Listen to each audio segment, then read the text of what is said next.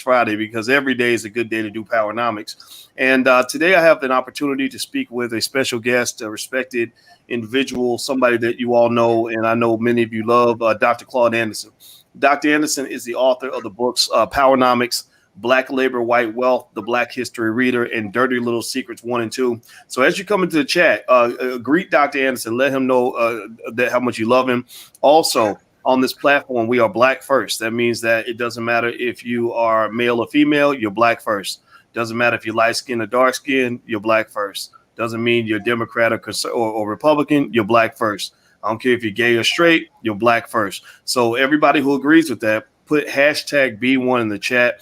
Hashtag B1 is your way to say that you are black first. Number one, that's very important so we can have a healthy conversation and we can disagree without it becoming any kind of an issue.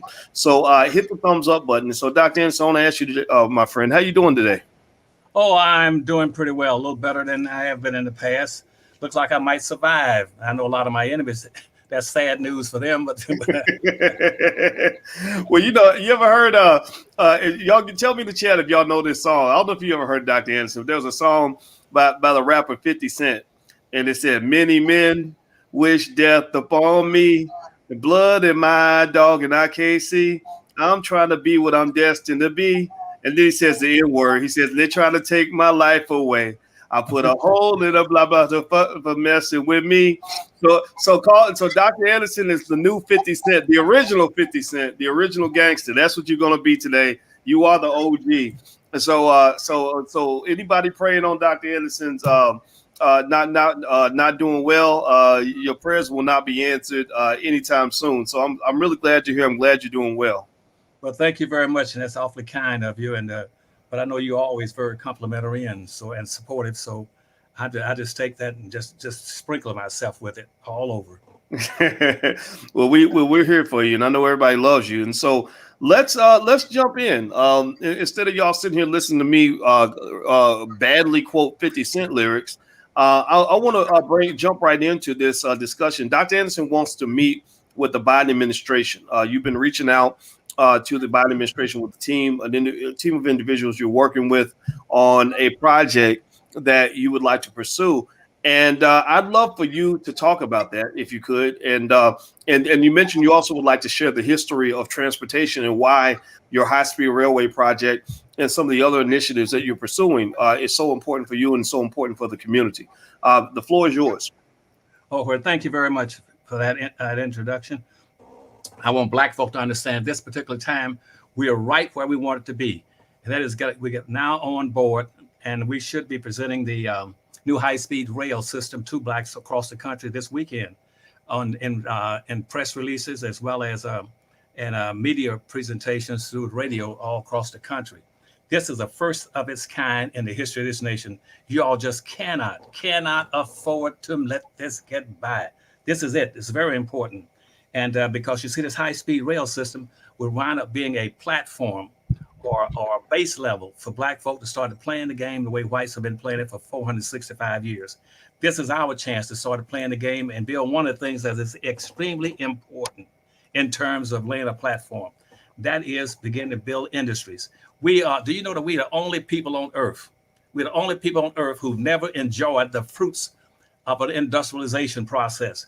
You know, when industrialization went through the European continent back in the 1700s, and Black folk were enslaved all across Europe when the industrial development occurred over there. And when the industrial revolt and revolution crossed the ocean and came to the United States in the 1800s, guess what? We were still being enslaved in this country by a new class of Europeans coming to America. So we missed the industrial revolution, both in Europe, in the continent, and in America. And we've never enjoyed the fruits of an industrialization. And what this high-speed rail system does, it says, so you finally gonna get a chance. You finally get a chance to have what you've never been able to have. And that's really why we don't have very many businesses in the country. You have to have industries before you can have those businesses, because those industries have to provide the resources and goods and services and the wealth that you're gonna need. And we've never had it. So let me flip through history very quickly, show what I mean by that. They've always shortchanged Black folk and kept them outside of the loop in terms of development. And let's take transportation, which we're going to be talking about with the high-speed rail system. See, let's go back to about the mid 1800s. In the mid 1800s, see, black folk again were outside the loop. Black folk had very little involvement in transportation in this country. The best they ever got was being a carriage driver or a wagon driver. That was it in terms of being anything dealing with transportation. And that lasted for quite a long while, from about up until mid 1800s, up until about the early 1860s. At that time, two things began to occur in this nation. People got very interested in because the Civil War was coming up, and they wanted to get into the railroad business. So you had various individuals who had a lot of wealth in this country, a lot of wealth, like the Vanderbilts and the Rockefellers and the J.P. Morgans, and they'd gotten all their money now because they were wealthy. And to build a railroad is extremely, extremely expensive. And they'd gotten all this money, and they wanted to say, well, we're going to put a railroad across this country. And so they went to the United States government to look for endorsements from it and also look for money to be able to do it. And so they started working on this, and they had about somewhere around about 11 to 20 individuals all together, and all of them were wealthy. All were wealthy, and some were played as a group, some played as individuals. They wanted to build these railroads, so they got the permission and authority to build railroads across America. Now they built them from east to west, but at that time primarily going out from the East Coast all the way out to the Mississippi River. At that time, they had not begun to explore the Mississippi River. They didn't really get into doing any exploring and opening the West up until after the Civil War. But they got permission to build these railroads. And guess what? They built those railroads. The government gave them 24 million acres of free property, land. They gave all those rich white folks who were going to build those railroads. And the whites already had the benefits of wealth. You know where they got their wealth from? From slavery. The Vanderbilts, the J.P. Morgans, and the Rockefellers, they got their wealth from the backs of slaves. So they had all these big pots of money. And so they gave them 24 million acres. And what that means in small layman terms is that on each side of a railroad, they gave the white developers and entrepreneurs at that time, gave them 6 miles of acreage on both sides of the railroad, going and coming, so they could own all that land and build these railroads. And in addition to that, they gave them something like about $27 million in capital to be able to do it. But black folks, and they said, well, how are we going to do about black folk? They said, well, we got to lay all these tracks. And so at that time, all these railroad land developers, they turned around and bought slaves. They had slaves. You know what they want slaves for? Not only can we use the money off of your back, but we also want you to lay the tracks across this country. You're going to lay the tracks. But see, these are the kind of things the white's not going to give you credit for, and I got to mention to you. You'll never know about it. To black folk were driving and laying the rails across America and laying the rods, and also the labor in what we call the engine room at that time.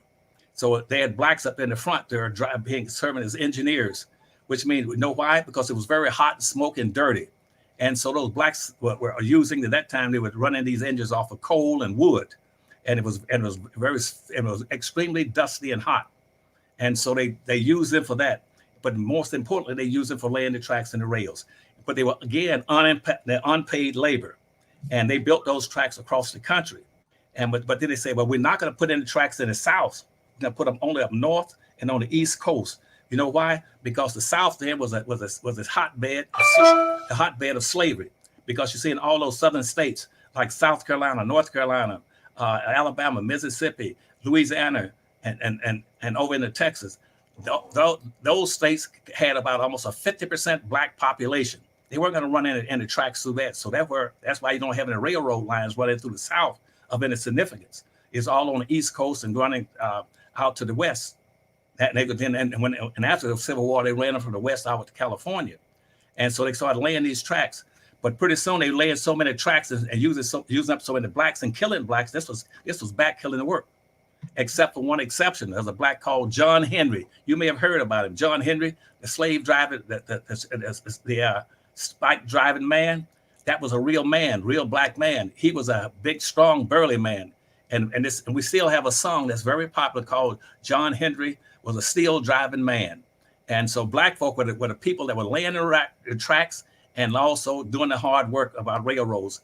But then they started killing so many blacks, and at the same time, all these blacks were being killed working these railroads. Guess what was happening? They discovered gold in California. Then all of a sudden, Asians began to pour into the country, and they gave Asians what black folk had never gotten. Black folk were still enslaved, but Asians poured into the country. Chinese and Japanese poured into California, and what they demanded was they demanded citizenship over black folk. They demanded to be over black folk. And so consequently, the whites then that were running these railroads, they paid these Chinese to be labor. That wasn't slave labor. That was cheap labor. Chinese got paid to work the railroads. Blacks got nothing. And the blacks was dying. And John Henry put out a song about him. John Henry was a slave driving man. Shebang, shebang.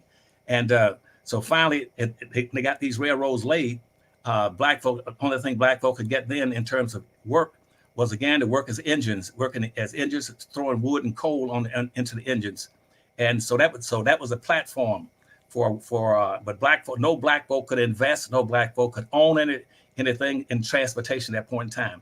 And that went on throughout most of all the way through the Civil War. But by the 1880s, another thing began to pop up.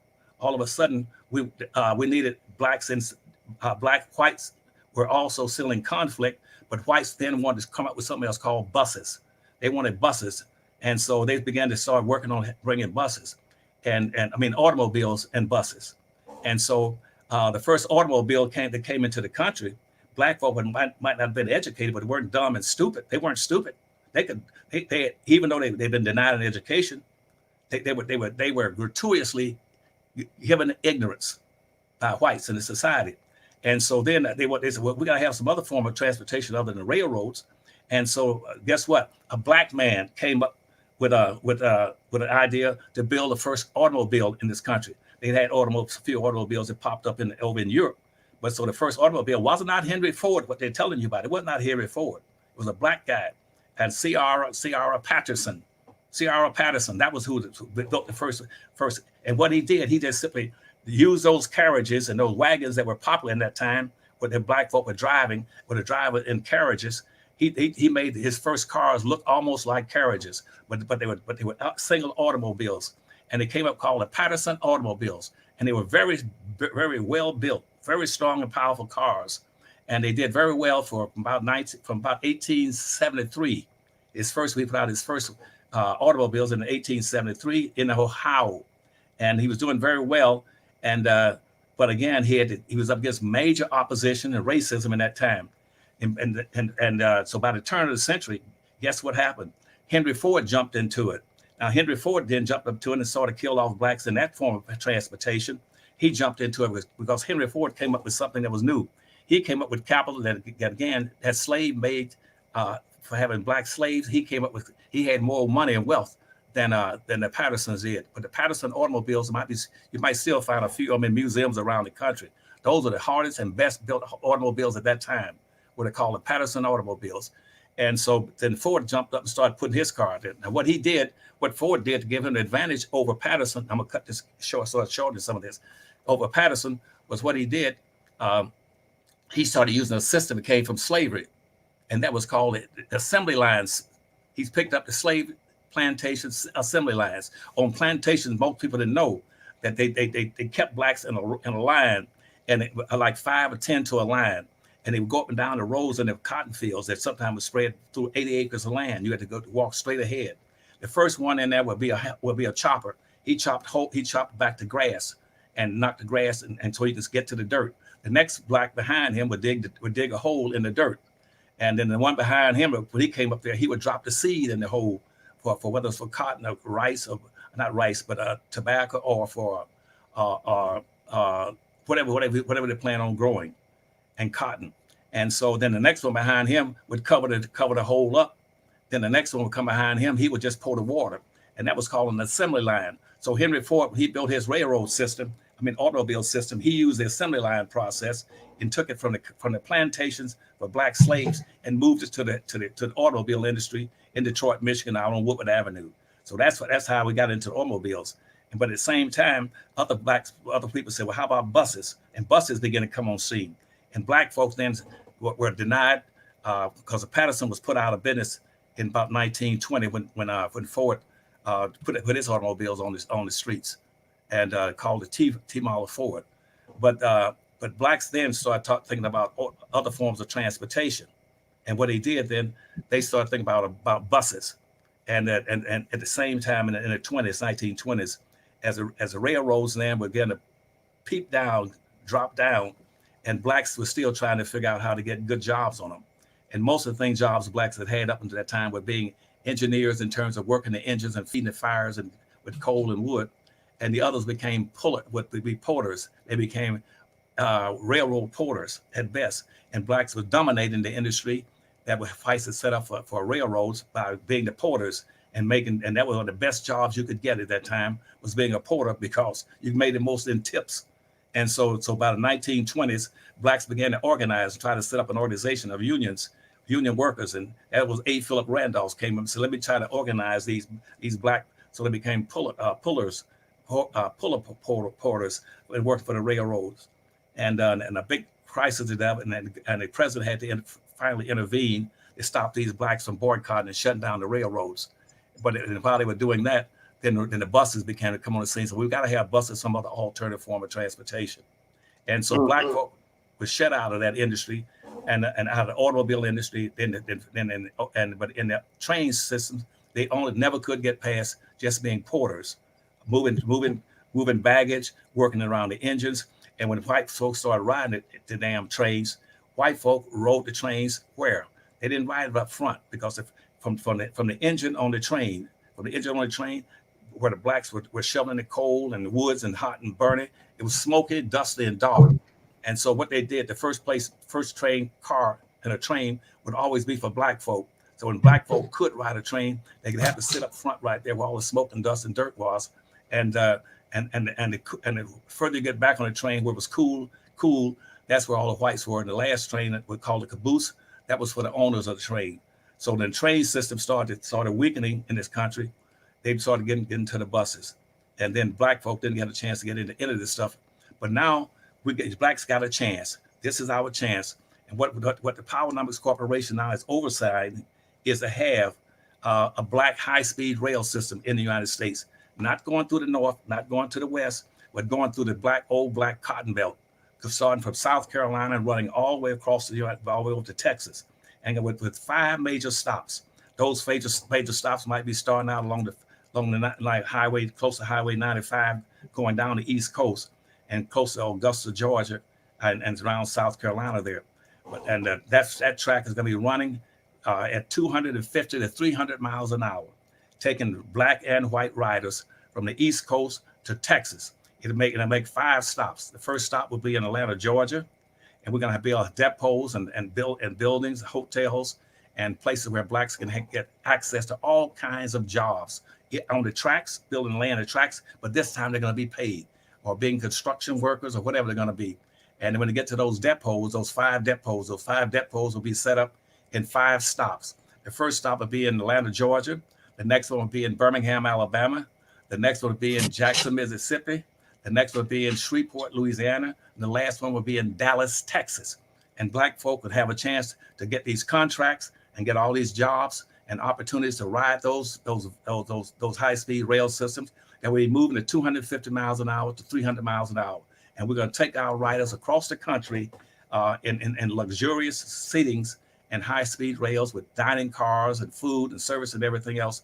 When they stop at those depots, they can get off and either get hotels or rent cars, or they can go buy souvenirs or whatever they want to buy from local shops, confection stands down there. So all this is being set up for you now, and it's being overseen and watched out for black folks. Powernomics is the Powernomics source. We're the political arm. We're the point of the spear for making sure this project gets done. Now the Riley, the Riley situation, they'll be the people that are going to be taking care of you. They're going to be pushing all this and building it. It's going to take about 5 or 6 years to get this whole thing built. And so what we want you to do is be prepared. You can either look for jobs, or for ridership, or for shipping cargo, or just simply being a passenger. And that would be going to be setting up after we get two things we need. We need your help right now. That's why I'm giving you all this information. That we're going to be, for the first time in history, Blacks going to be in the first place on a high-speed rail system. We got high-speed rail systems going across, rail trains running across Europe. We got them in Asia, but we don't have them in America. This will be the first time, and we'll have one in this country, and it's going to be Black-based and Black-motivated. And we're going to have bipartisan ownership in some of it, but Blacks are going to be the predominant owners in it. And as I go across the country, you're going to be guaranteed that you're going to get chances for jobs and a partnership, and also and a chance to be proud of having a high-speed rail system that belongs to Black folk. It's going to be vertically ordered. Once we build these, we're going to build hotels around those stops in those 5 cities I just mentioned to you. We're going to have restaurants and cafe, and there are all other kind of good things going on. But what we want you to do in conclusion of this, we want all of you right now to start it. Don't beg, no marches, no praying, and no hoping. We want you to demand from the federal administration that they immediately meet with the Powernomics company or Powernomics campaign for this high-speed rail system and get it up and running as quickly as we can and going across the South and give those cities a chance to bring in more business opportunities for tourists and everything else. The cities will prosper, the states will prosper, and the Black high-speed rail system will prosper for the first time, and it's going to be vertically ordered. And you can also compete for who's going to put in those hotels and those shops in those different cities. This is your time, and not like, as I said, in history where you were shut out all the time. You're going to be shut out on this. Believe me, Powernomics will be in the driver's seats. We're the engines. And for the first time, you will be first. And I promise you that. And this is your one person that you know loves you. And I love some of the people just because you are the weakest people on earth. And everybody denies you and everything. But they always think my people are fools. You know, we're going to use them. We'll use their labor. We'll take over all the systems. Why is that important? Because whites know right now, whoever owns the industry, whoever owns the systems, the transportation systems, the communication system, the food systems, who owns the system has the power. And that's who's going to either enslave you or Jim Crow segregate you. Whoever owns those things, for the first time, you got a chance to own something that they don't have right now. This is your chance. It's our chance. And I love you. And started calling and send emails to the federal government, to the White House, to the Biden administration. Send them to Department of Transportation and to Buttigieg, and also tell him that we've completed all the paperwork. We got the money ready to go. This is our chance. Don't let me down now. I'm out here by myself struggling for you all. Don't you dare to let me down. I want you to just fill in paper and telephone calls to all places and say, this is our time. And I love you. All right. Well, everybody who wants to follow up, I'm gonna mute you, Dr. Anderson. I'm hearing a little bit of feedback, but everybody who wants to follow up and do an outreach to the Biden administration, if you go to USA.gov on this website, they show you right here at the top how to contact President Joe Biden. This is a phone number for the White House switchboard. You can locate the contact information for all your senators here, for all your representatives, state elected officials, local, etc. So it's USA.gov. USA.gov is a site you can go to be able to get in touch with your elected officials. So feel free to do that. So Dr. Anderson, let me ask you this question then. Let me make one correction, Dr. Watson. I didn't give you the right name for the organization. It's called the Finley Group. It's the Finley Group. They're located in Birmingham, Alabama. And if you get your hands on a piece of literature, you can send emails to them, and they'll be glad to hear from you. But we're together now, and this project, as I said, is going to bring all the Blacks in America together, from the East Coast, the West Coast, from North and South. This is the first time that we're going to do what the Civil Rights Movement did not do. We're going to bring you together, talking about how we're going to acquire money and some personal pride for people that for 465 years never owned anything of significance and presently own 0.01%.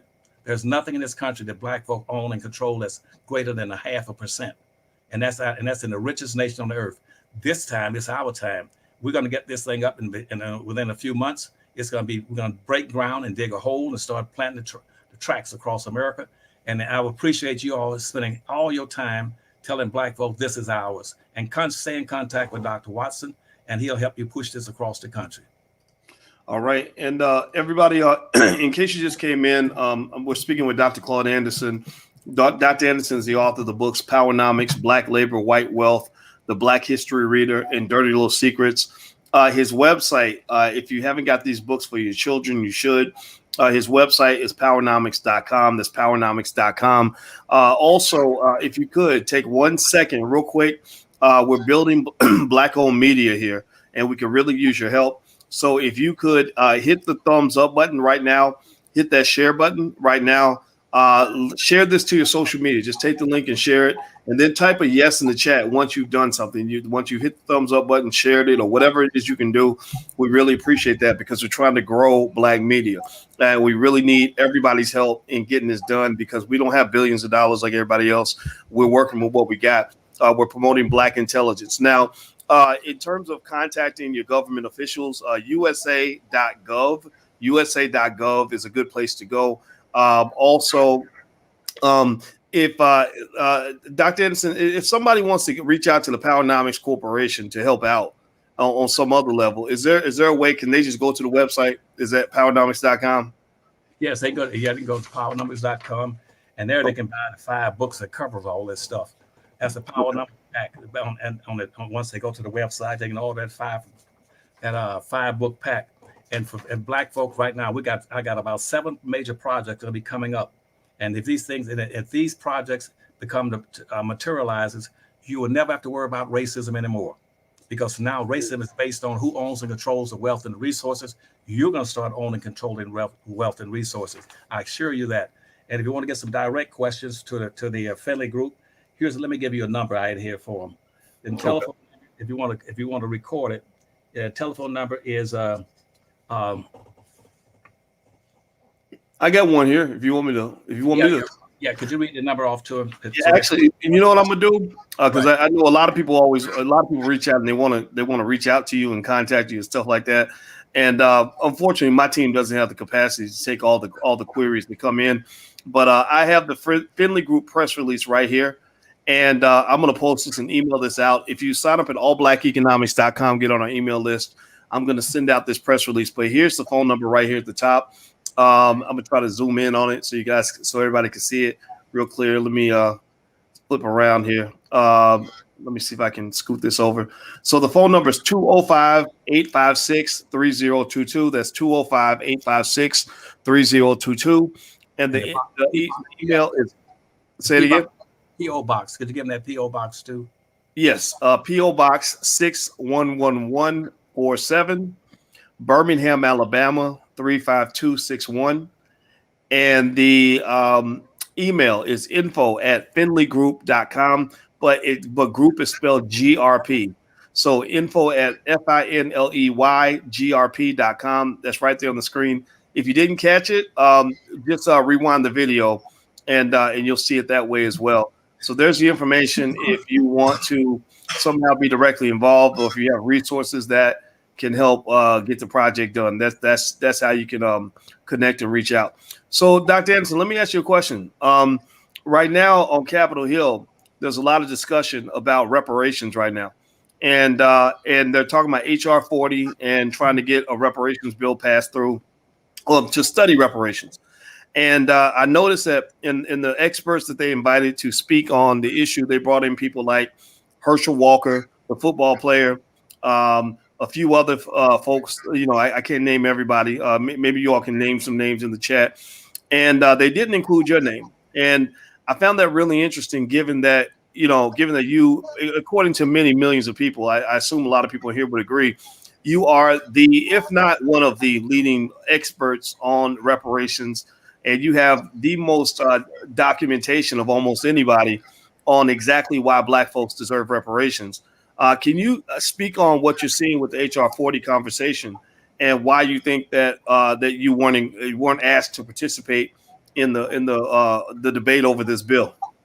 Well, first of all, I would prefer to hold off expressing my opinions until, let's say, give me about 60 days, and I'll be glad to do it, because I don't want to do anything that would make somebody angry, and they started moving against the high-speed rail system because they didn't like what I said. But I am proud of the fact that the Biden administration has said, well, I'm gonna do something in reparations for Black folk, and I think he may have mentioned the HR 40, and I appreciate that coming from him. But very quickly, and without getting too much involved in it, because I don't want to necessarily criticize other people, because I don't do that, and in mass media. But the House Bill 40 is almost really, in my mind, this is strictly my mind, not speaking of anyone else, but of all my years in politics, going all the way back for 60 years, House Bill HR 40 is almost a damn waste of time. And it's not designed to do anything for Black folks. It really is an insult for Black folk. Even though I want every politician to understand the broader aspect of it, and not just the House bill for reparation. Don't just focus on the House bill HR 40, because that's a waste of time. Focus on the larger thing, which is really reparations that Black folk are due. It's a debt that's due to Black folk, and every individual in this society is obligated to Black folk. They all came here and got freeloaded and got free lunches, because they're immigrants. And two of the biggest lies that's ever been told is being told today. And that is about, and see, everybody say, well, what's the big lie? The big lie is about Trump talking about, Trump talking about conspiracies and the January 6th raiding of the Capitol building and attacking it. That's not the biggest lie. Yes, Trump may have issued 4,000 lies in over a 5-year period, but that's not the big lie. The two big lies is this. The biggest lie ever, the two biggest lies ever told in the entire United States here they are. The biggest lies ever told was not what you hear about Trump. The biggest lies ever told was that, first of all, that this is an immigrant nation and everybody here are immigrants. That's a lie. Black folk are not immigrants. Black folk, they keep calling Black folk immigrants, but that's called throw boo-boo on everybody, and that way you don't have to do it. You don't have to do anything for anybody. Blacks are not immigrants, and they keep placing blacks and making blacks equal to these immigrants coming into the country. So there will be no justification for doing anything specifically for the native Black Americans. Native Black Americans are not immigrants. They never been immigrants, because once they put on those slave ships coming to America, they were stripped. They were de-Africanized. Everything dealing with Africa was stripped out of them, not only on the ships, but also what they call a seasoning process. And once they got into the Caribbean or into lower in the South Carolina, they were put into a seasoning process where everything relating to Africa was stripped out of them. They know nothing about Africa. They haven't got any relatives, cousins. They don't get Christmas cards and greetings, New Year greeting from Africa. They know nothing. They are called, their real name should be Native Black Americans. They were here before 99% of all the other people, immigrants, ever came to this country. They're the oldest people in this country. Since 99% of all the blacks in this country are the direct descendants of slaves, that makes them the oldest population in this country. So you tell a lie when you say this is a country of immigrants, and the blacks are no different from anybody else, and we're going to treat them like an immigrant. They are not immigrants, and treat them like that is an insult and disservice to them. That's the first part of it. The second part of it is that Black folk in this country is due reparations, because everybody in here has advantaged themselves off of Black folk. Black folk have never enslaved anybody, but all these people coming in the country now, their ancestors have been at war with this country. Every ethnic group in this country had their home country, the mother country, has been at war with America. The only people in this country whose ancestors or mother country was never at war with America, that is Black people. Black people are the most patriotic people in this country, period. Not those people coming from the South that are running over the Capitol, climbing up the walls in the Capitol. Those people who call themselves patriots, they're not patriots. Those are the first terrorists in America. They've tried 3 times to take over this country. Black folk are the most patriotic people. The only people in this country who fought in every war on behalf of this country and whose mother country never went to war with this country are Black people. That's it. That's very special. And the second part of the biggest lie is being told every day, that promotes racism. That the silent, most deadly form of racism is this: is black people that participate in this one. Is that you keep saying that this is a nation of people came here for equal opportunity, and therefore everybody has contributed equally to the development of this nation. That is the second biggest lie that's ever been told. And it's being told every day in your schools, in your political arenas, and all over the country, saying we're a nation of immigrants and everybody has contributed equally to the development of this nation. That's a lie. The only people that contributed and never got benefited from it are black people. And then the worst thing you can do is give it a pretense that somehow that everybody has contributed equally for those immigrants coming into the country. It's black people that built the country. They were the economic engines that drove the development of this nation. They are the people that built the roads, the connects, the roads, the highways, the dirt streets, everything. They cleared the land of rocks, bears, snakes. They're the ones that planted the crops. They're the ones that built the hotels, not the hotels, but the office buildings all over this country. The Capitol buildings, all built by blacks. The Capitol buildings in all these southern states in the South. And those buildings were built by black people. Black people built the roads. They built the canals. So what I'm saying is that that's the second biggest lie that's told. But every day your politicians would go out and buy into that lie by saying, we're all equal. We're all equal and we're together. Black folk have never been together with whites. Black folk were in the fields picking and being worked to death before they got to be 40 years of age. Whites weren't out there. White women were out there. White women says we are equal to blacks. No, you are not. You co-own, co-control, co-influence, and inherited 100% of everything the white man did. If you got a problem about sexualism and something that the white man's doing that's against women, you go home and get that guy who sleeps in the same bed with you, put his feet on the same table. That's who your problem is with. It's not with black folk. And black women that keeps trying to join white women and go against their own males, they're doing a disservice to themselves, their family, and their race. And remember, this train system going through, this will be the first time that we're going to have black folk competing together.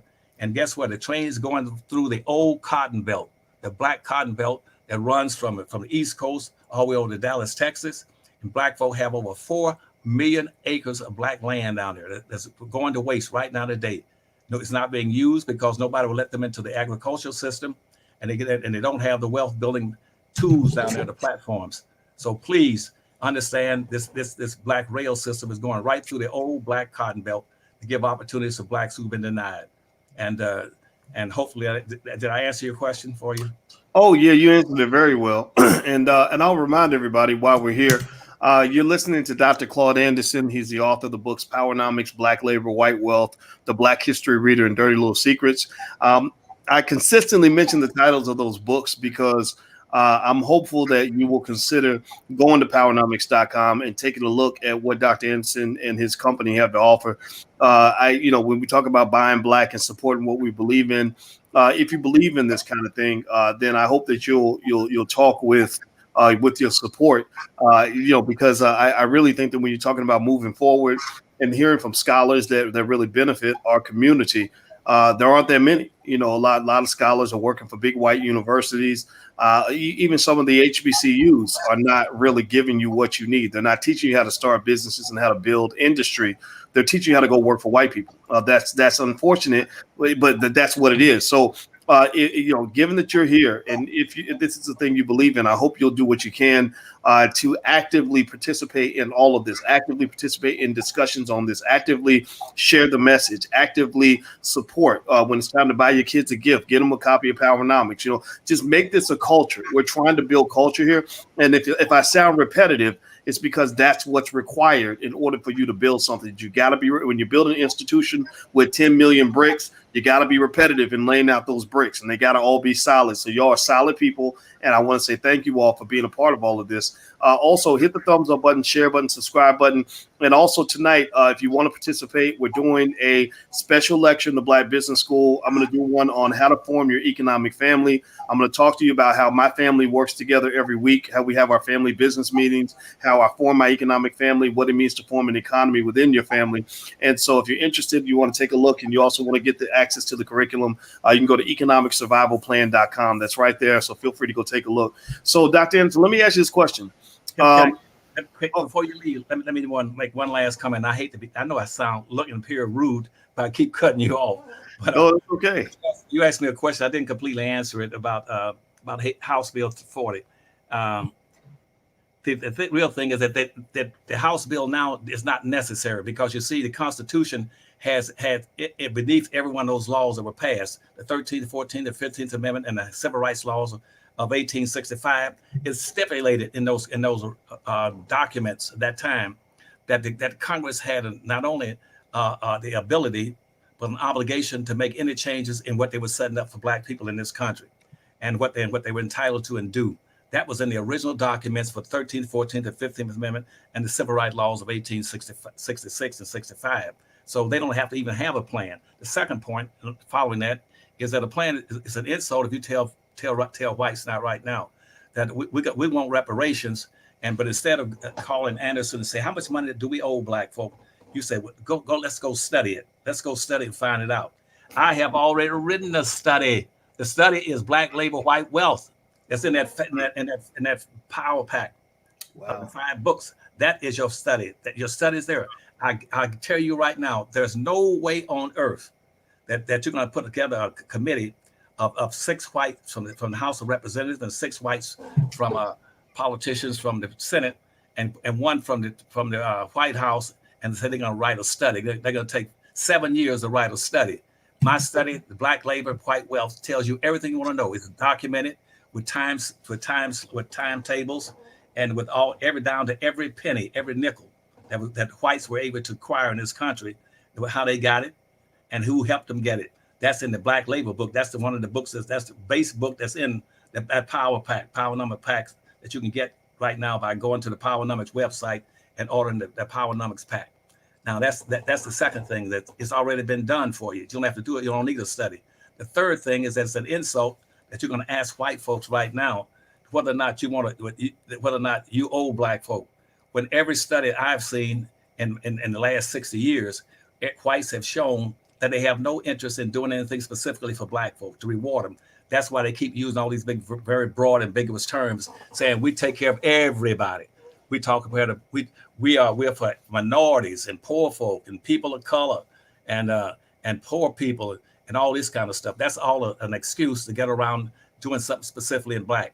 That's why during slavery and when slavery broke out, there was a major study done at that point in time where in this country, 98% of all whites in the Civil War started in the 1800s. That Civil War started, that 98% of them were totally opposed to the freeing of Black slaves in America. That's a fact. Now, the second thing that's going to happen, you need to understand, is that now they were opposed to reparations or doing anything for Black folk. They would not give Black folk 40 acres and a mule. Why in the world they wouldn't give you 40 acres and a mule 150 years ago? What do you think you're going to now have a study that says to give us the trillions of dollars that Anderson could tell you that they owe you? And so no, you found out now that after 150 years, what their hatred for Black folk and the opposition to giving Black folk anything has only gone down 10 points, Dr. Watkins. It's dropped from 98% where it was in 1860s. It's now down to 88%. So it dropped from 98 to 88%. So 88% of all the whites in America are still adamantly opposed to giving Black folk reparations. So that again says why you're going through that study. The next point is that you're giving away authority, power. You don't give somebody the authority. You don't go when you work for a week or 2 weeks on a job and you haven't gotten paid. You don't go to your boss and say, would you study whether or not you owe me a salary because I've been working for all these years and I've never been paid. Would you study? And nobody's that stupid. They're gonna say, no, I don't owe you a damn thing. If you're that stupid, let me enslave you. And that's what white folks say in their documents. I got books piled up that high that say where whites say the reason that they despise and hate Black folk is because Black folk are stupid. They're lazy and stupid. They're weak people. They're weak. All they want to do is march and pray, and that's all they want to do. And I keep saying, no, they're not. All Black folks are not stupid, and they're not weak. They're strong people. But that's what they say. But when you keep begging and marching and asking people to, you determine whether or not you owe me, because my grandmother never got an education, and she never went to school one day, and my father only got to the third grade, and because of the laws that say a black person cannot never get an education higher than the eighth grade. Well, then you think white folk are going to confess and voluntarily give you the money and stuff? No. So what I'm saying to you is that you do yourself a disservice when you go ask the people that owe you, do you really owe me? And so, but I don't want to get into that discussion right now, because I'm just proud of the fact that we do have some white politicians in the country, a few that are very favorable to black folks getting reparations. And I think that the Biden administration is very favorable. And I know with Al Sharpton with him, he's going to make sure that they come up with something in reparations. Well, let's hope so. Let's hope so. And so I want to show you something, Dr. Anderson.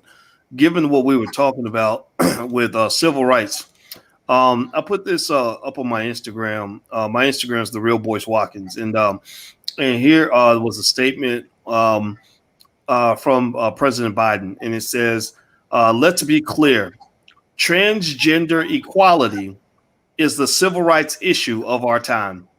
There is no room for compromise when it comes to basic human rights." I'm going to go ahead and say that a lot of the folks on my Instagram page didn't feel too comfortable with that statement. What say you, Dr. Anderson? Would you agree with that, or where do you stand on that? Well, you also simply say, what happened to the original intent? What happened to the original intent of civil rights? What happened to the original intent? Just go ask all the people you know, what was the original intent in civil rights? And you tell me, you hold up your hand like this, and I'll bet you how many says, show me, put up your fingers on how many people know about the original intent. You probably won't you'll probably be like that, nothing. Because the original intent of the civil rights of 1865 and 1866 was strictly and solely for black people. It wasn't for, it had nothing to do with gender. It had nothing to do with language or culture, or whether you were an immigrant or you were born a natural citizen born in this country. That's the problem. See that, and see the civil rights laws went into effect at that time for some very simple reason, and that is first and foremost to reverse the Dred Scott decision of 1857. The Dred Scott decision of 1857 by the Supreme Court. The Supreme Court Dred Scott decision in 1857 says that black people, a black man, has no rights in this country that a white person is bound to respect. And that was, so there's a reversal. And so if you skip past the black folk and you're going to go to other groups, to women or gender groups or the power economic groups, what happened to this original intent? Because and it should have been still focused on black folk, because you haven't solved it. And that's what the Slaughterhouse case said in 1872, about 15 years after the Civil Rights Law was passed. It says that the Slaughterhouse case that says that the 13th, 14th, and 15th Amendment and the Civil Rights Laws was written strictly and solely for black folk that keep the white majority from going back and re-enslaving them and exploiting them, misusing them, and abusing them. That's the Dred Scott decision of 1872 by the United States Supreme Court at that time. And keep in mind that the Supreme Court ruling came out by white slave owners. Even they said that, because you see, out of the first 57 people that were on the Supreme Court were all white slave owners. And these white slave owners say that it was written strictly for black folk. Why would you now, 150 years later, say it's for everybody? It's the United States Supreme Court. It keeps watering down the Supreme Court laws, watering down the 13th and 14th and 15th Amendment, because they have nothing has changed with the Supreme Court. You see what I'm saying? It was to take care of black people. Nobody's ever taken care of black folk. Nobody's taken care of and done anything specific. Not one political party has ever done anything specifically and solely for black folk. Not one. Not the Republican Party, the Democratic Party, or the Libertarian Party, or the Green Party. And see, I'm hopeful now that the Biden administration will be the first one in history that says we're going to correct all this imbalance. Inequality came out through centuries of abuse and misuse and exclusion of black folk. They use very broad and ambiguous terms to exclude black folk by focusing on minorities, poor folk, people of color, and anything else they can call it. And until they correct that, how are you going to jump past them now to to gender and transgender. You haven't done anything for black folk. Why don't you take and solve the problems? I'm not against genders or intergenders or transsexuals. I'm just saying keep things in order of priority. You got problems here that goes back over 300, almost 465 years now. Why don't you solve that problem? Why don't you solve the problem with black folk before you jump to women's issues or to minority issues or immigrant issues or poor people issues? Take care of black folk or multicultural issues. Take care of the black folk. This country has been riding on black folks and on their backs for 465 years. Take care of them. And so, but the House Bill 40 won't do it. All you do is giving the white racists about 7 years to do nothing for black folk, and wait for 7 years. Say we took 7 years of doing nothing, thinking about it. We thought about it, even though we knew the answer when you first asked us to do it. Yeah, I'm trying not to, Dr. Enzo. I'm here to listen and learn like everybody else. And so I don't want to do. I wanted you to do all the talking because you are the godfather, and I definitely defer to you on all of this. But I think it's a joke. I think it's a complete joke. I have no expectation. In fact, I almost dread. The biggest thing I probably dread is them actually coming back with a reparations bill, where they're really trying to pay reparations, because I know it's going to be a bunch of BS. It'll be one of those situations where they say, well, we gave you something. Now you complain about everything. So you show up and you say, you owe me $1 million, and somebody writes you a check for $100, and they say, see, I paid you back. And so sometimes you almost feel like a conversation. If you're not going to have the conversation right, then don't have the conversation at all. And it's almost like they're already having the conversation wrong. The wrong people, are at the table, even having the discussion. What is the fear of talking to someone like yourself, who, as you mentioned, you did the study. Black Labor, White Wealth, everybody. In case y'all haven't looked at this book, Dr. Anderson does arguably one of the best displays of specific information about specific things that were specifically done that had specific monetary value when it came to the exploitation and the harm to black people. So the idea that they're saying, okay, we're going to ignore all of that, and we're going to get a bunch of random people to go and start all over again, that right there tells you that they're just doing a delay tactic. It's a delay tactic, right? That way we can go another 8 years and do nothing for black folks, while we're diluting the black vote by letting lots of people, come across the board and all this other stuff. So while we're diluting the black vote, we're going to hold you off so that you don't really ask for anything, because we can say, look, we're studying it. We're thinking about it. We're trying to decide if we've ever harmed black people enough to owe them anything. And I think that is kind of crazy. Honestly, stuff like that will only work on people that are just really not intelligent at all.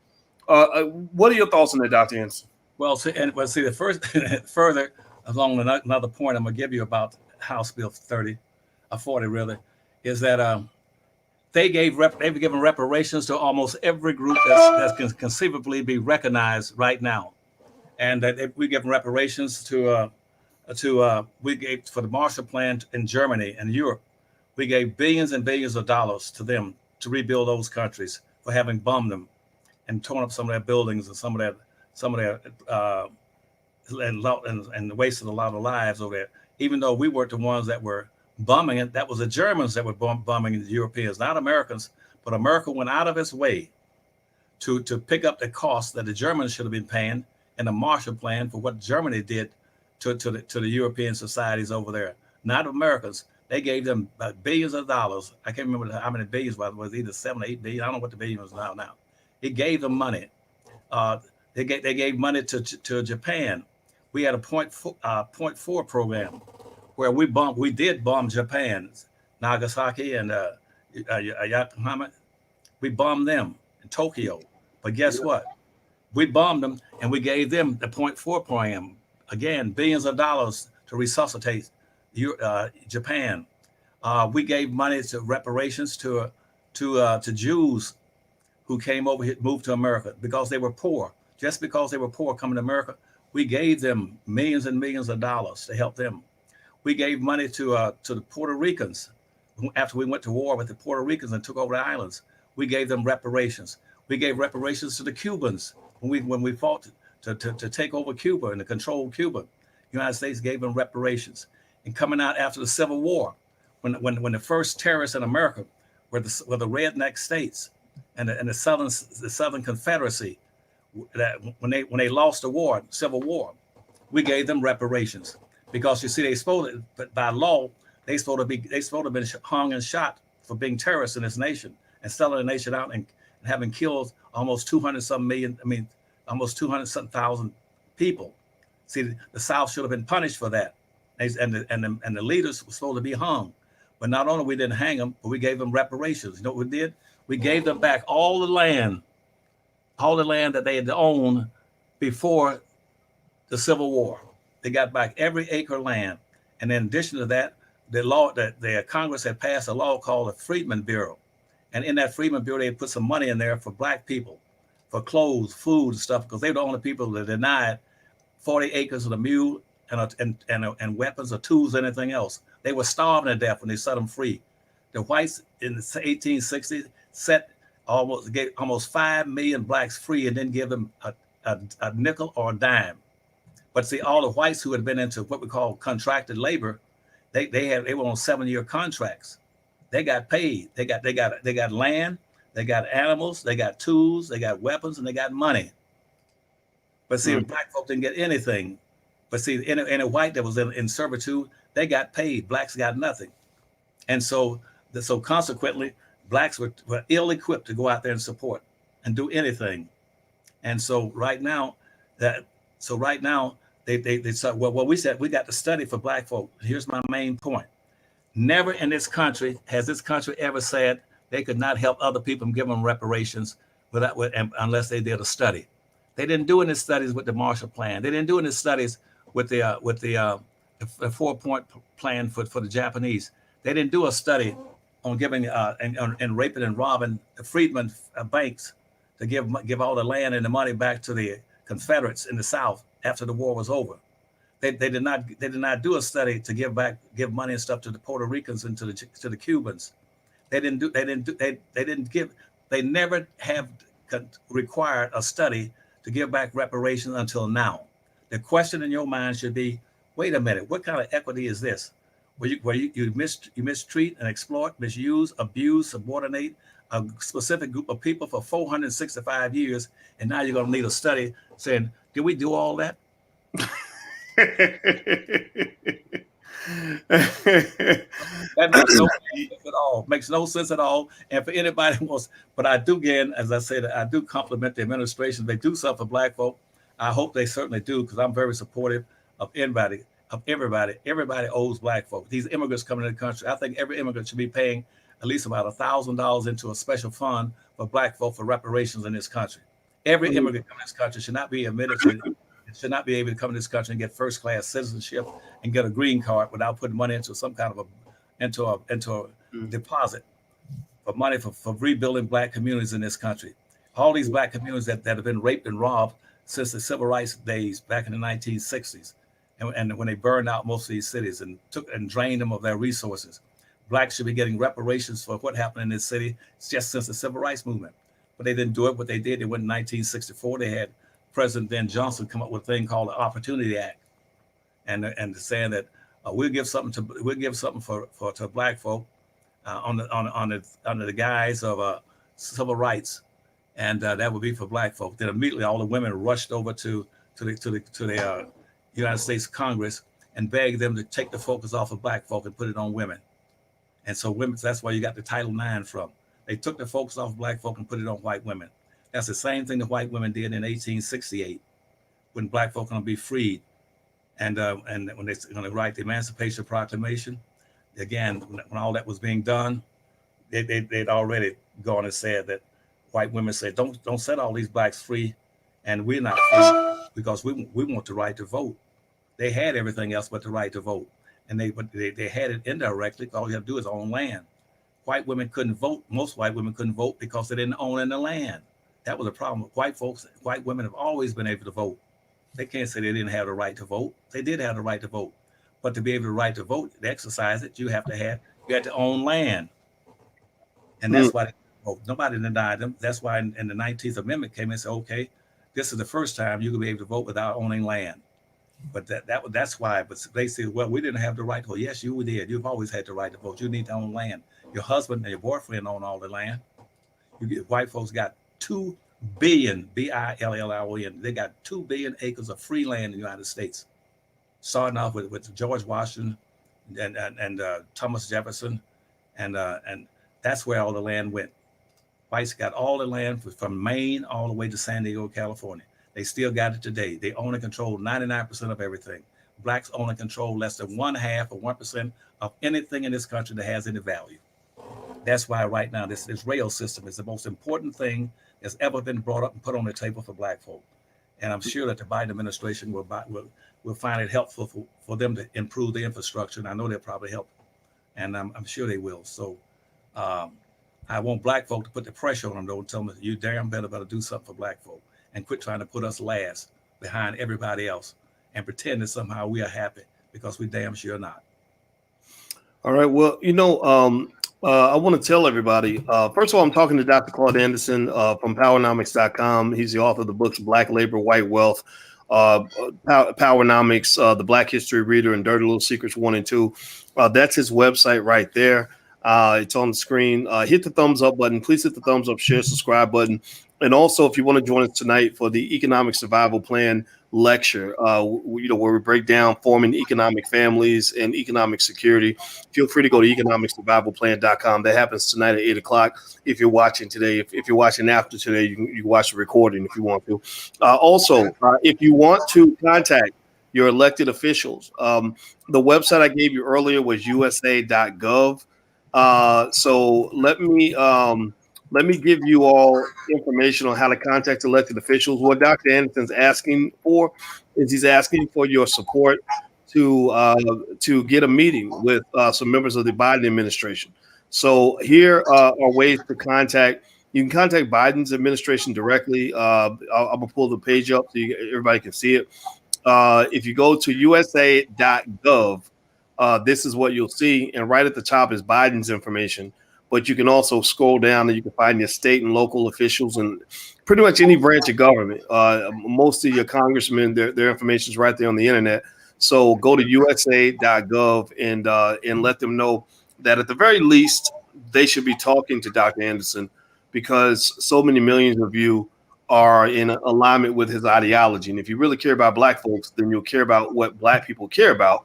You won't be telling them who their leaders should be. You will ask them who their leaders are. You follow what I'm saying? You don't tell Black people who their leaders should be. You ask them who your leaders are. And Dr. Anderson, is he your leader? Is he one of your leaders? Give me a yes in the chat. I don't need to be your leader. He's one of my leaders. So is he your leader? If you put yes in the chat, then that means they should be asking you who your leaders are, not telling you who your leaders are going to be. So Dr. Anderson, I'll let you get the last word before we head on out of here. Any final thoughts about where we go from here and what to look forward to? Well, first thing is also be concerned that right now there's a bill going to a request going to the United States Supreme Court where Asian immigrants are filing a lawsuit against that race being used in admission to major universities.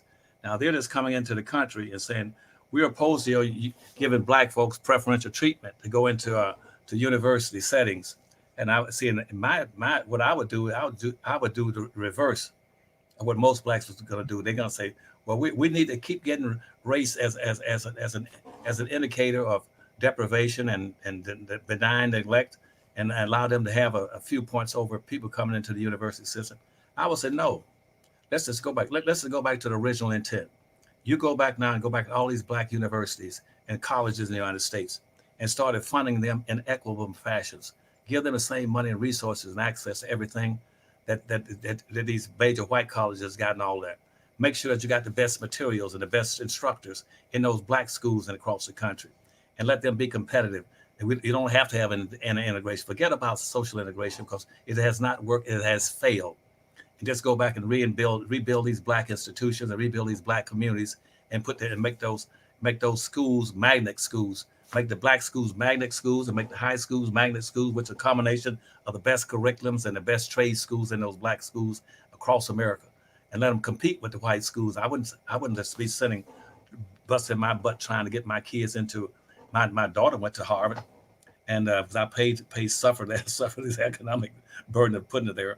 But to go back to the black schools, subsidize them, and bring them up to snuff, and don't be trying to invite any all the other kids that are not blacks into black institutions and giving them scholarships. At the same time, the white colleges are shutting black folk out of their system by saying we're against using race as an admission, but you use race to get them into black schools, but you won't use race as a mission to get black kids into white schools. That is some dumb stuff. And I was told to put, and now they're going to file a lawsuit saying blacks at Harvard and all these major big colleges should not be using race as a criteria, and that is in violation of the 13th Amendment, the 14th Amendment, the 15th Amendment. Now remember those three amendments and the civil rights laws of 1865 and 1866. Those were specifically for black folk. Though the 13th and 14th and 15th Amendment, the civil rights laws, constitutes an affirmative action plan for blacks. Whites had their first affirmative action plan. That was amendment in the Constitution. The Constitution, from Amendments 1 through 12, was the first affirmative action plan in the United States that was strictly for whites or anybody who can classify as whites. And all these immigrants come to the country. 99% of them are classified as whites, and they're confusing race with religion and with culture and with language. And they get by saying when they use we're against race, but what they're doing is using those terms about culture, language, and religion to make them equal to black folk.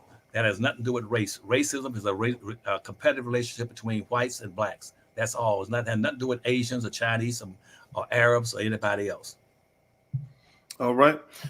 Well, you know what? Looks like we have had a great day today, and I hope everybody will take a second and let Dr. Anderson know how much you appreciate him. Just say something in the chat. Let them know how much you love them, because we have to celebrate our heroes and show our love in every way that we can. We don't ask for permission around here. We are the people that need to be empowered to make our move. If you want to establish power. One thing about power, and this is my little 2 cents to add to everything great Dr. Anderson said today, is that one thing about making power moves is that you don't allow yourself to be in a position that a lot of black folks allow, which is where you're always reacting to what they do. Instead, you actually want to have first mover advantage. That means that instead of you reacting to what they're doing, they need to react to what you're doing. Instead of them manifesting their reality and you responding to that, you manifest your reality and make them respond to that. That is a basic, fundamental, strategic move. This works in chess. This works in poker. This works in football, basketball, anything. This works in war. You want first mover advantage. So I need y'all to make a move. Whatever that move is, make your move. First move is that we go to USA.gov, contact your representative, maybe go straight to Biden. Maybe we all call Biden's office and just let them know what we're thinking, so that we can get that on the radar screen. Number two, build your families and build your wealth. Also, if you're interested, you can go to powernomics.com. Dr. Anderson has great books that are guide templates on how you can empower yourself and empower your family. And then also we have another platform with some free resources on it at theallblackagenda.com. So you can feel free to take a look there. We have a lot of stuff for you. At the end of the day, whatever move you make is up to you. But I just want you to make the move. You be the leader in your family, and that's all we ask you to do. So thank you very much, Dr. Anderson. I appreciate your time. Okay, now, Dr. Barton, do you think most of your audience and your students are gonna respond positively to this first chance, and last chance for us to own and control an industry? Because we're gonna link this rail system with all other forms of transportation. Where we're gonna go in those depots in those southern black cities. We're going to have buses coming up to those depots to pick people up. But we used to have cab companies in all black cities across America, and the integration killed off our black cabs. And now what they're using Uber to do the same thing we used to do. And when I was a kid, it was called jitneys, and we're going to put black jitneys again, where black people can have cabs picking up our people at the depots of these train stations across America. and go and be able to give them rides and take them where they were downtown and stuff. We're gonna have jitneys and many buses, and then we're gonna put blacks into the mini buses business and the jitney business back the way it used to be when I was a kid, where I can go to Chicago inner city, and the jitney would pick you and take you all the way downtown for 10 cents, because they all stayed on one street all the way downtown and one street back. And so we're gonna play the game on building wealth and power in America. But I'm depending on them to bombard for the first time in this country, jam the lines and everything you can do to make sure that everybody in this country understands how important this high speed rail system is for black folk. This thing will be moving, as I said, at 250, 300 miles an hour to take you across the country. And it can get you there as fast as the airlines can. If you exclude getting out of the car, going into the stadiums, into the studios, and all that kind of stuff. Well, you know what, Dr. Anderson, I want to show you something. I want to ask you about this. And I think this question is right up your alley. This is the image I put on my Instagram. My Instagram is the Real Boyce Watkins, if anybody wants to follow there. And this shows a neighborhood in Detroit called Black Bottom. And it shows before and then it shows after, where you got a bunch of freeways, a bunch of expressways that are going through Black Bottom. Whereas before, it was this prosperous neighborhood that they claimed. The Detroit Urban League reported that within Black Bottom and Paradise Valley, there were over 300 Black-owned businesses, which included physicians, barbershops, hair salons, hotels, drugstores, and more. In one of the most controversial episodes of mass gentrification in Detroit history, the virtually all-white city government bulldozed Black Bottom, the beloved ancestral home of many of Detroit's African Americans. It was done in the name of slum clearance. And they said Black Bottom was a residence for a lot of prominent Black folks. That a lot of great things happened here before it was taken down. Can you talk a little bit about that? I mean, are you familiar with the Black Bottom story, Dr. Anderson? Yes, I am. They used that with Black folk when whites started talking about social integration, and they wanted to integrate all these cities. And white folks got together and says, if Black folk can all come together for social integration, so they can walk in as a group in a body and mix with us, we got to come together. At that point in time, whites had businesses all over Detroit, because whites had they had their own communities. Whites had communities. They had while blacks had Black Bottom, whites had they had Corktown, Pole Town, Hockey Town, Greek Town, Asian Town, Chinatown, and they were having their businesses, and they said, well, blacks come in here, we don't want blacks to mix with blacks. We got to get away from these Black folk and use some broad terms. And so they took the Highway Act of 1956 that Eisenhower had enacted and said, let's build expressways outside of Detroit, because the boundary of Detroit then was 8 Mile Road. And so they said, we're going to go to 8 Mile Road and develop the areas out in the wooded areas there, and build homes and suburbs out there. There was no such thing as a suburb in Detroit, Michigan at that time. And all whites were forced to live with Black folk and these various little communities. But they said they wanted some way to get away from Black folk. They said, let's go down and take the Highway Act and go to every area where blacks were trying to build businesses like Black Bottom, and let's take that land and declare it obsolete, and we're going to build expressways through it. So they build expressways through every Black community or a neighborhood in Detroit, Michigan, and they build expressways so white folk can get out of Detroit faster without stopping. They could come in Detroit and make a living off of taking the money out of Black folks' pockets, and then get on the expressway and get back to the suburbs. Then later on, after about 15 years, they moved it. Then after 1967, after the riots, they moved the suburbs out further and started calling them exurbs. They were even further out, and then when they built those suburbs, they moved all the businesses and the factories and the industries, Ford Motor Car Company, Chrysler, and all the cottage industries, moved them out to the suburbs. So the blacks had no businesses. And they said that way we move all these businesses out of Detroit and close down and run an expressway through every Black neighborhood. Black folk cannot survive in Detroit, and we'll blame Black folk for having to destroy the city. And so they blamed Detroit. Then they said they won't have a tax base, but we're going to move the banks out, or they'll build factories. Everything will go out to the suburbs where whites are going to live. And we build malls out there so blacks have to bring their money out there and give it to us. And that way they impoverish themselves because they can't practice group economics and group politics in Detroit. And we do that in every city. The whites killed off Detroit and all these other Black cities. even Atlanta, Georgia, what it used to be called Sweet Albany. That's where all the blacks in the country would go down to Atlanta to enjoy themselves in Atlantic City, Atlanta, Georgia. But then they built an expressway right through Sweet Albany. So now you go in there, you see an expressway and a couple of raggedy buildings. They did it in every city: Atlantic Beach, New Jersey. They did it every city. You find it if you want to find out where blacks used to live in these urban areas. Go find the expressways, and you'll find that the black people's old residence is either under the expressway, over the expressway, or beside it, or it's going right through it. Mm. Wow. Well, you know what? What I'm really thinking about here, Dr. Anderson, on this is, um, it seems to me that this should be included in the reparations conversation. It seems that when you're talking about paying black folks reparations, there's a lot more than slavery to talk about. A lot of things happened after slavery. I mean, I'm looking at some pictures here of Black Bottom as you were talking, and it almost makes you cry because you see just just what was there and what was taken away and what would have been passed down to us. What kind of wealth would have been provided from all these businesses, some of which would have become multi-million dollar, multi-billion dollar companies. And I think that it seems to me that if you're talking about, if you're trying to have a serious reparations conversation, you got to talk about some of the things that were done to black folks in the hundred some years after slavery was over. I mean, this is a tragedy. This is an absolute tragedy.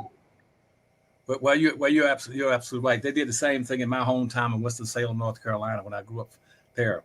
See, at that time we had the only black bus lines, and I was going to tell you about the bus lines.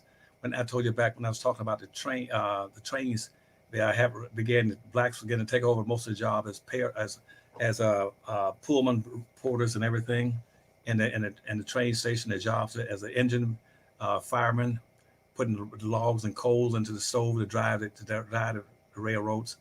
Well, they began to start trying to figure out how to not let black folks take it over, and blacks will start demanding more money and everything else. So then they had to try to get to the buses. So my family is one of the families that built the only black bus line we ever had in the United States, called the Safe Bus Company, SAFE, Safe Bus. That was in Winston-Salem, North Carolina. And they went into business in about 1927 in Winston-Salem, and during the course they put out of business by the integration movement in Montgomery, Alabama, in the 1960s, and so integration killed off most of our businesses in Detroit and Black Bottom, and also in Winston-Salem. We had over all these buses. Our buses were the only buses that were running for the whole town. White folks rode our buses. We owned the buses that time. We were 4 families along with my family, uncles and all of them. So we owned the buses, called the safe buses. But when the blacks began to integrate the buses down in Montgomery, they had a chance to bought the bus line and run it, but they preferred not to. All they wanted to do was sit on the front of it.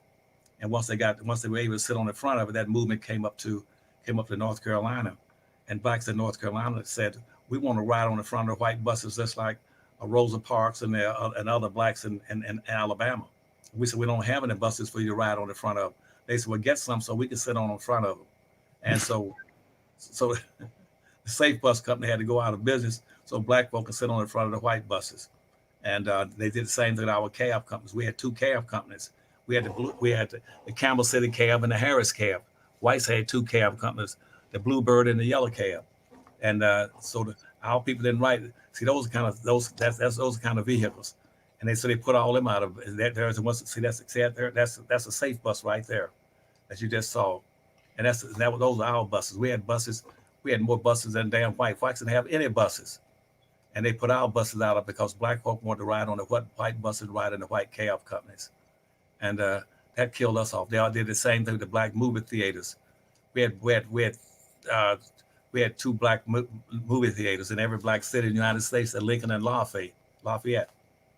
And so our movie theater had to go out of business because they didn't want to go to our theaters anymore. They wanted to go to white theaters. And the whites had 3 theaters in Winston-Salem. They had the Forsyth, they had the State, and they had the Carolina theaters. So integration just tore us to pieces. And not only did they build expressways, through and destroyed all the neighborhoods. And then they told black folk, Y'all need integration. What y'all need is more in social integration. You don't need to own anything, and then we can give y'all a job. And I told them, I said, black folk don't need no damn jobs. They need businesses. That's what they need. Blacks had full-time employment and jobs doing slavery. All of them were 100% employed in the field picking cotton, or in the rice field, or picking tomato, or picking tobacco.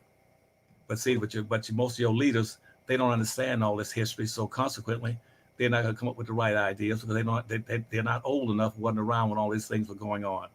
And the same thing when you start talking about people choosing between now talking about gay rights and women's rights and all this stuff. And when I was kids, during the war, then the Germans that we had, the German prisoners in Winston-Salem had more darn rights. In Winston-Salem, they had more rights than the blacks, and they were in prison, POW camps. We walked by them every day, going downtown, and the white prisoners would pat their butts and blow their nose and try to spit on us, and they were prisoners of war that had been captured. We had one submarine. We bombed a submarine right off the coast of North Carolina. We got about 270 damn German prisoners in there and put them in a POW camp on Liberty Street and Fifth in Winston-Salem, and they were behind a fence there. But they would try to spit on us and pat their butts and drop their pants. And guess what? By the time we got downtown, they would be downtown sitting in the best hotels. The prisoners could go downtown where blacks couldn't even go for whites. They would sit. They would go to the big hotels. They would go to the best restaurants. Blacks couldn't go to it. And so you start talking about reparation. It has to be more than just picking cotton. But I can't get that into black folks' heads. It just won't go in. They think that you're only talking about picking cotton. We worked in the cotton fields all day long and all this kind of stuff. We'll think about all the blacks they killed and slaughtered. And it's talking about riots. Do you know, I'm going to tell you, this is the last point, and I got to get off. That we had, and they talk about how black folks just rioted in cities and burned and during the civil rights movement. Let me tell you a secret nobody knows. Do you know we had over 248 riots in this country where cities were burned down? Do you know who did the burning? Whites burned them down. Whites burned down over 248 cities from the 1600s and 1700s up to the present day. And guess what? They were all black towns. Whites burned down black towns, maroon towns.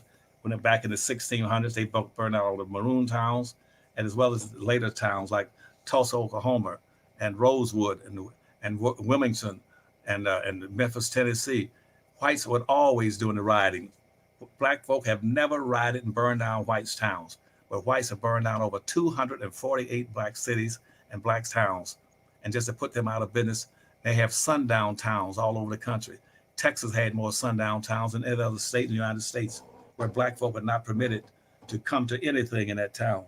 And so if you get a chance, you look at the Dirty Little Secrets book, or the Power of Numbers.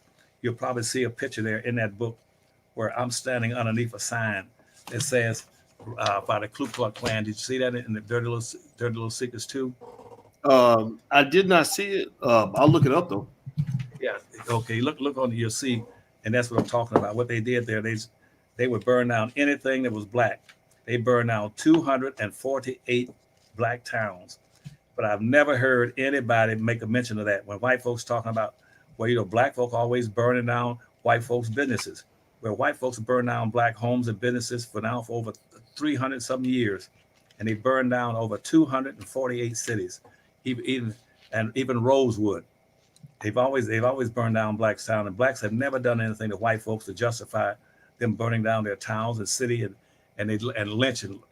Even tried to burn down a part of New York where black folks live. That's where Wall Street used to be, and then and lynch most of the blacks, hung them on light poles and from electric poles and from trees.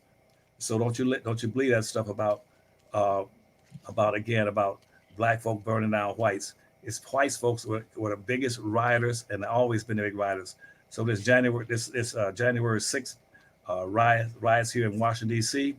That was a typical way whites have acted throughout history, by thinking they are dominant. They got the weapons and they got the majority population, and therefore they were free to do whatever they wanted to do to blacks anytime they wanted to do it, any place. That's why they've always been the original terrorists in this country. Black folk have never been the terrorists in this country. And so they've always been the most patriotic people in the country. Okay. All right. All right. Well, there we go. So there it is, everybody. If you could take 1 second, please, and thank Dr. Anderson for his time. Again, show your love. Let him know you love him. Also, hit the thumbs up button, please, before we head out of here. And also, his website is powernomics.com. That's where you can find all his books and everything he has to offer. I hope you'll take a look. And this is a great Black library for Black folks that really want your families to know what they need to know. And if you're interested in this kind of thing, tonight at 8 p.m., I'm doing a special lecture on economic survival plans for the entire family. I'll explain to you how our family holds family business meetings and how to form your economic family. So if you're interested in getting access to that curriculum, feel free to go to economicsurvivalplan.com. Bring your family, bring your kids, bring anybody you want. It's going to be a lot of fun. You're going to learn a lot. So thank you very much, Dr. Anderson. I really appreciate your time, and it's great talking to you. Well, thank you, and I'm hopeful that we'll hear from all these people that will first contact the Finley group by email or however they prefer to do it, and let them know they're supportive of this project. And because we got to put enough pressure on Washington and the Department of Transportation, let them know that we want this thing authorized as quickly as possible, so we get this line built for all these different business opportunities and employment opportunities in the cotton black belt that runs across the South for Black folk. That is critically important. And secondly, I'm gonna go to my wife's place and check and see how many of them buy the books, powernomics.com, and because all this information is in those books.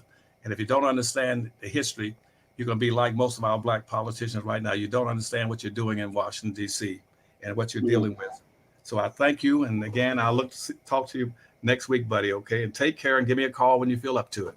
I sure will, my friend. And I appreciate you. And everybody, if you want to know the information to contact the Finley group, if you'd like to be a part of what Dr. Anderson's working on, or you have some resources that can be of help, there's the information right there. So just take a screenshot and share that around to anybody that you think can be of benefit to the project. So take care, everybody. Have a good day. And I'll see you soon, Dr. Anderson. All right. See you soon. Bye-bye. Bye-bye.